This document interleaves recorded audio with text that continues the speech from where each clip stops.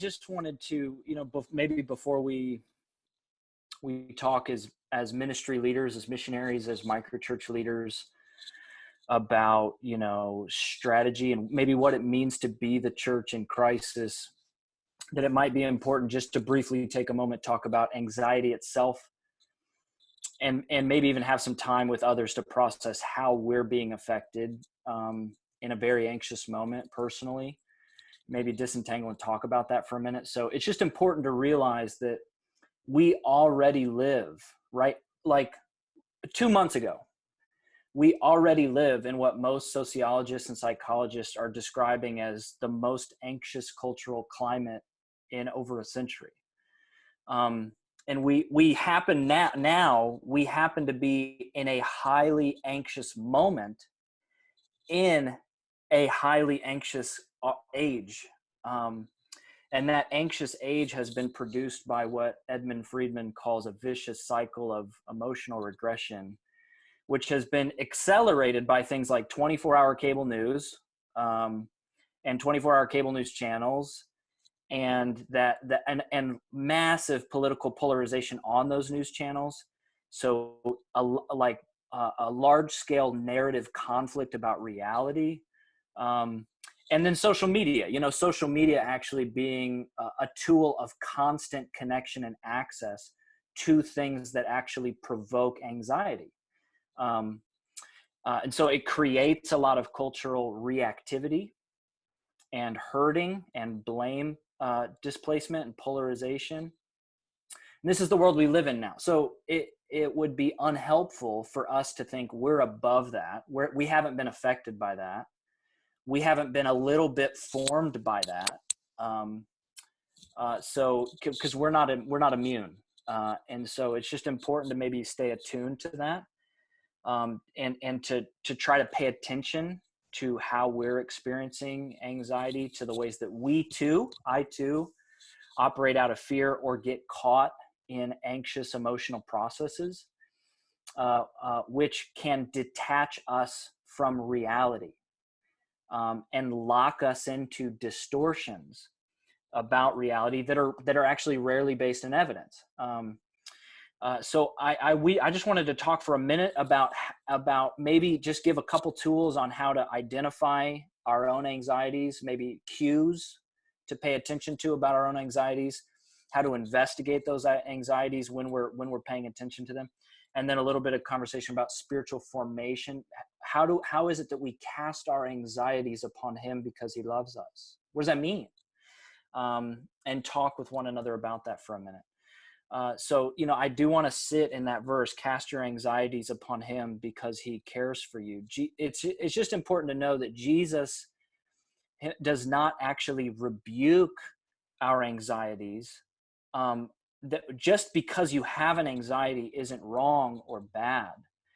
But he actually invites us to lay them down, to see them, to pay attention to them, to acknowledge them, to try to understand them, but really to lay them down.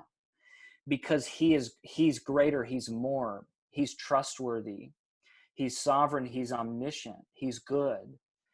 And our anxieties can actually be enveloped by him, he's trustworthy with them. But we can't actually cast our anxieties on him if we can't notice them, admit them, name them. So I've had my own struggles with anxiety. A lot of you know that. I had significant problems with anxiety and panic attacks about 2 years ago, which kind of prompted me on a learning journey about anxiety because it really took me off guard. So I really went on a learning journey and tried to really understand this. And I've started to be kind of more open about those struggles that I was having then, and still trying to learn more now. But part of that learning was discovering cues that help you understand when you're building up anxiety, cues to notice. And oftentimes when we experience anxiety, the early cues of anxiety are either a spinning mind, a racing heart, or a tightening gut.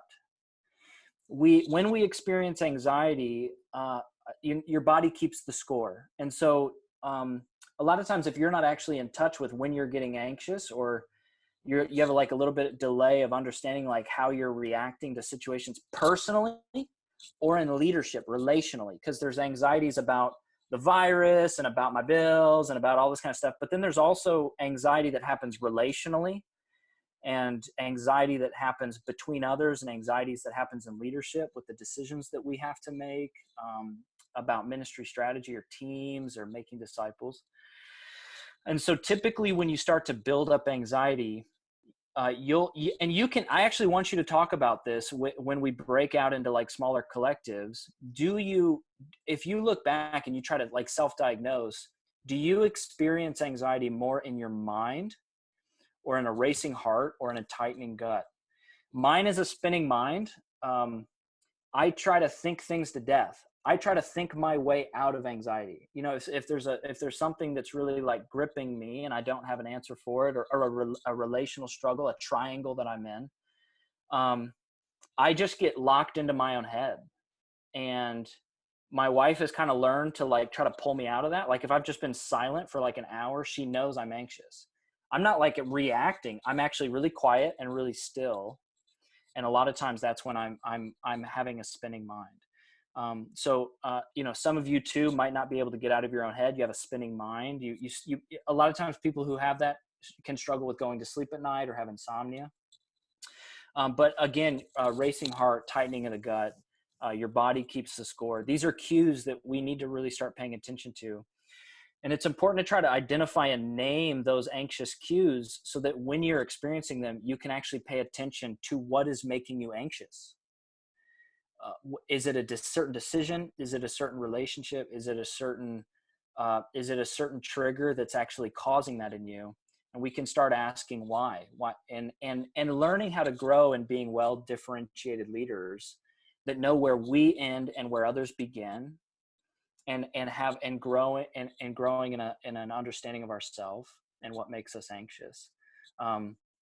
So what to do with our anxieties? I think when we're experiencing anxiety, when we have a good understanding of those cues and what's making us anxious, I actually think one of the things to do, of many things, is to run to love.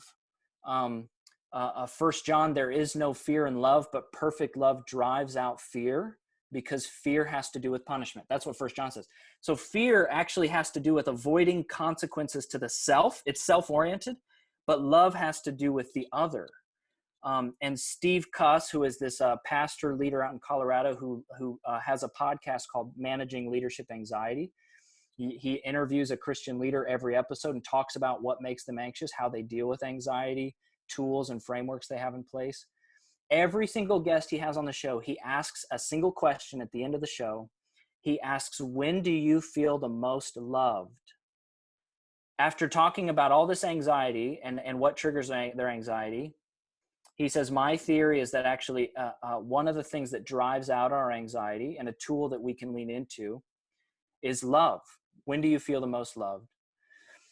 And everybody who's answered that question, it's you can start to see similar trends. People say, when I'm with my family, when I'm in quiet solitude with God, alone, in the quiet, in my room, when I'm on my neighbor's front porch, when my living room is full, when my dining room table is loaded with all my friends in my community, when I'm in a worship or prayer service. All of these answers have to do with God and the other, which should not surprise us, because our knowledge of love and experience of love is wrapped up in the love of God and the love of others, inextricably bound together. So if we are in an increasingly anxious environment, we need to increase the patterning of our lives to minimize anxiety and its power over us, and to maximize our pursuit of love, our pursuit of God, our pursuit of the other. And just as a quick example, and then we're going to break out and talk with one another a little bit. Just an example, I saw a quick Twitter post from a guy named John Mark Comer. He's a pastor out in Portland, about how his rule of life has changed since the coronavirus. A rule of life is just kind of like a set of spiritual disciplines. So his rule of life during a global pandemic is 6 daily practices. He calls them 6 daily practices in panic. 1, a strict bedtime and wake up time to stay rested. So that's body, right? 2, meet the day in quiet, contemplative prayer before anything digital. So when I wake up, keep my phone away from me. I'm not going to, he says he doesn't engage in his phone in digital space for the first hour of every day. Just leave it over there. 3, he says daily cardio and exercise. While we're on like, people are on like stay-at-home orders or whatever, and people are joking around about gaining the coronavirus 15 and everything like that. His third practice is daily cardio and exercise. Number 4, talking a lot to friends and family on the phone. So this is about connection. It's about the other. It's about engaging in relationships where we're remembering love and gratitude.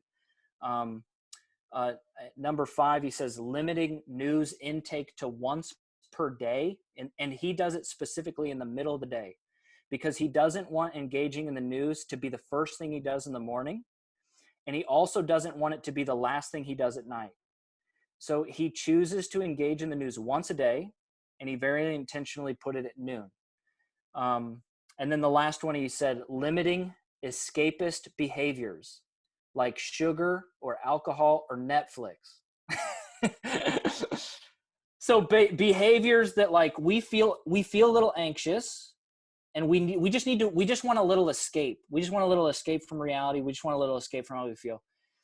And we all have our escapist behaviors, right? And trying to recognize those and trying to limit our escapist behaviors to live in body, in moment, with God, and in as much connection as we can have. This is just an example. This is just an example of repatterning our lives in an anxious moment. And realizing that our patterns form us, and our patterns pre-pandemic might actually need to change in pandemic, So it's just an example of repatterning. It's something that I think we should all be thinking about. And it's for the purposes of reducing anxiety and maximizing our connection with God and others, so that we're walking in love, and becoming a well-differentiated, calm presence in an anxious world, rooted in the love of God and committed to the love of others.